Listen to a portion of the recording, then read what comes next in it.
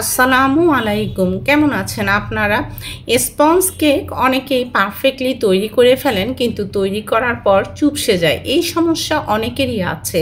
আজকে এমন একটা উপকরণের ব্যবহার দেখাবো যেটা সবার হাতের কাছেই আছে, কিন্তু এই উপকরণটা ব্যবহার করলে স্পঞ্জ কেক চুপসে যাবে না। তো আমি একটু আপনাদেরকে কেটেও দেখালাম, কতটা সফট হয়েছে দেখেই বুঝতে পাচ্ছেন। তো সবার প্রথমে রুম টেম্পারেচারে 10টা ডিম নিয়ে নিয়েছি। আজকে আমি 10টা ডিমের 2টা কেক তৈরি করব।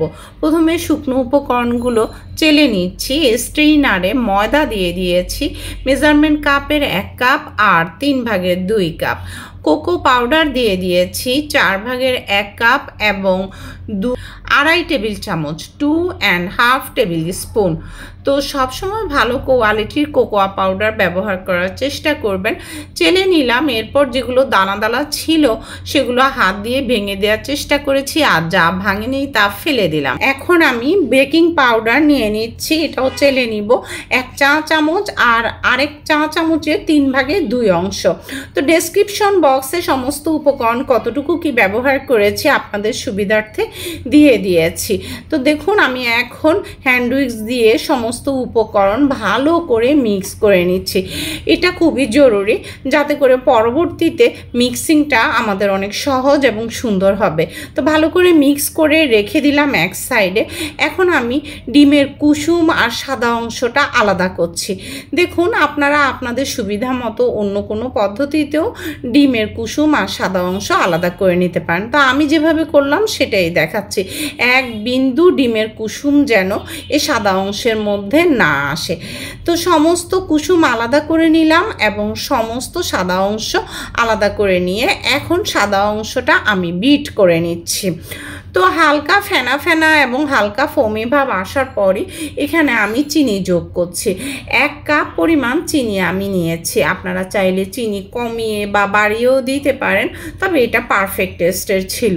তো চিনিটা আমি একবারে দিচ্ছি না, অল্প অল্প করে দিয়ে মিক্স করছি, মানে 3-4 বারে দিয়ে মিক্স করছি এবং বিট করছি। তো কিভাবে বুঝবেন যে ডিমের পারফেক্ট ম্যারাংটা আপনি তৈরি করতে পেরেছেন স্পঞ্জ কেকের জন্য? এটা খুবই গুরুত্বপূর্ণ। দেখুন, ধীরে ধীরে এই ডিমের সাদা অংশটা দেখুন ভারী হয়ে আসবে। আর কখন বুঝবেন যে পারফেক্টলি ম্যারাং তৈরি হয়ে গিয়েছে সেটাও দেখাচ্ছি। তবে যখন এটা তৈরি হয়ে যাবে, এরপর আর আপনি খামাখা বিট করবেন না, তাহলে কিন্তু এই ডিমের ফোমটা নষ্ট হয়ে যাবে। তো দেখুন, আমার কিন্তু কথা বলতে বলতে ডিমের ফোমটা তৈরি হয়ে গিয়েছে। দেখুন, এখন বিটারটা আমি ঝাঁকালেও কিন্তু এই ফোম মুভ করছে না। আর দেখেছেন কতটা গাঢ় হয়ে গিয়েছে, দেখেই বুঝতে পাচ্ছেন। আমি আপনাদেরকে এই বাটিটা মুভ করেও দেখাচ্ছি, তাহলে বুঝতে পারবেন। দেখুন, ডিমের পারফেক্ট যে ম্যারাং এটা কিন্তু তৈরি হয়ে গিয়েছে। এটা এখন উল্টে দিলেও পড়বে না, একটু মুভ করছে না। এখন ডিমের কুসুমগুলো আমরা মিক্স করে নিব। তবে এখানে বিটিংয়ের ক্ষেত্রে আপনাদেরকে অবশ্যই লক্ষ্য রাখতে হবে, এখানে স্পিড কমিয়ে খুবই অল্প সময়ের জন্য বিট করতে হবে। আমি একদম লোতে বিট করছি এবং 30 সেকেন্ডের বেশি একটু বিট করবেন না। যদি প্রয়োজন না হয় 30 সেকেন্ডও বিট করবেন না, 20 সেকেন্ডেই কিন্তু বিটিংটা হয়ে যায়। দেখুন, একই ডিরেকশনে ঘুরিয়ে বিট করতে হবে, ডাবল ডিরেকশনে কখনোই বিট করা যাবে না। এখন আমরা এখানে কুকিং অয়েল দিয়ে দিচ্ছি। মেজারমেন্ট কাপের 4 ভাগের 3 কাপ তেল ব্যবহার করেছি। তেল দিয়েও একই ডিরেকশনে লো স্পিডে 20-30 সেকেন্ডে আমি বিট করেছি। তো এই যে দেখুন, এখন আমি চকলেট এসেন্স দিয়ে দিচ্ছি 1.5 চা চামচ, 1.5 টিস্পুন। চাইলে আপনারা ভ্যানিলা এসেন্সও ইউজ করতে পারেন। এবার দিচ্ছি হোয়াইট ভিনেগার, সাদা সিরকা। এই উপকরণটা দেওয়ার কারণে আপনার কেক কিন্তু চুপসে যাবে না। এখানে দিয়েছি মেজারমেন্টে চা চামচের 3.5 চা চামচ, 3.5 টিস্পুন। আলতো হাতে একই ডিরেকশনে আমি হ্যান্ড উইক্স দিয়ে মিক্স করে দিচ্ছি। এখন অনেকেই বলতে পারেন যারা ব্যবহার করেননি যে ভিনেগার দেওয়ার কারণে গন্ধ করবে কিনা। না, কোনো রকম কোনো ব্যাড স্মেল আপনারা পাবেন না, বুঝতেই পারবেন না এখানে ভিনেগার ব্যবহার করা হয়েছে। কিন্তু এই ভিনেগার ব্যবহারের কারণে কিন্তু আপনার কেকটা তৈরি করার পর চুপসে যাবে না, এটা রিস্ক ফ্রি থাকে। তো হুবহু অন্যান্য সব স্টেপ তো অবশ্যই আপনাকে ফলো করতেই হবে।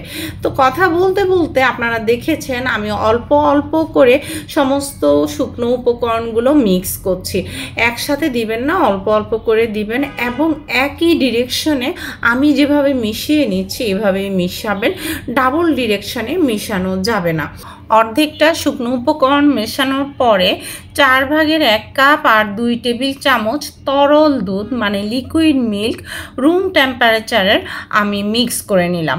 এরপর বাকি উপকরণগুলো মানে বাকি শুকনো উপকরণগুলো একইভাবে অল্প অল্প করে দিয়ে একই ডিরেকশনে মিক্স করে নিচ্ছি।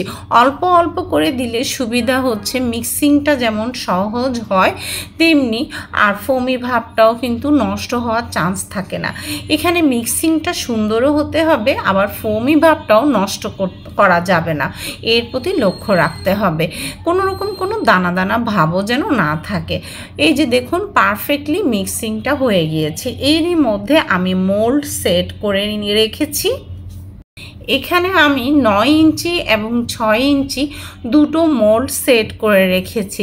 কেকের বেটার তৈরির আগে কেকের মোল্ড সেট করে রাখা ভালো এবং কেকের বেটার তৈরির পরে তাড়াতাড়ি কেকটা ওভেনে বেক করতে দেয়াই ভালো।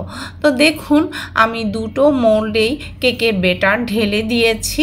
তো ঝাঁকিয়ে দিচ্ছি যাতে করে ভিতরের এয়ার বাবলসগুলো উপরে উঠে আসে।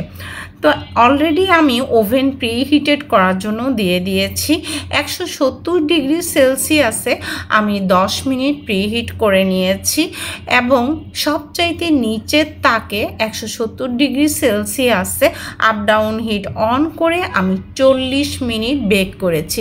এখন আপনাদের 5 মিনিট কম বা বেশি লাগতে পারে। তো দেখুন আমি একটু চেক করে নিচ্ছি, টুথপিক ক্লিয়ার এসেছে। 40 মিনিটেই কেক বেক করা হয়ে গিয়েছে। কেকগুলো লক্ষ্য করুন যতটুকু ফুলেছে এতটুকুই থাকবে। তো আস্তে আস্তে ঠান্ডা হতে হতে চারদিক মোল্ড থেকে ছেড়ে আসছে। একদম গরম গরম কেক মোল্ড আউট না করাই ভালো, কারণ একদম বেশি সফট থাকে আর ভেঙে যাবে। তো কিছুক্ষণ পরেই দেখবেন এভাবে মোল্ড থেকে ছেড়ে ছেড়ে আসবে। তো কিছুটা ঠান্ডা হলে তখন আমি মোল্ড আউট করে নিচ্ছি, তখন খুব ইজিলি মোল্ড আউট হয়ে যাবে। দেখুন আমি এই যে একটা একটা করে দুটোই এখন মোল্ড আউট করে নিচ্ছি। কতটা পারফেক্ট হয়েছে সেটা নিচের দিকটা দেখলেই আসলে সবচাইতে বেশি বোঝা যায়।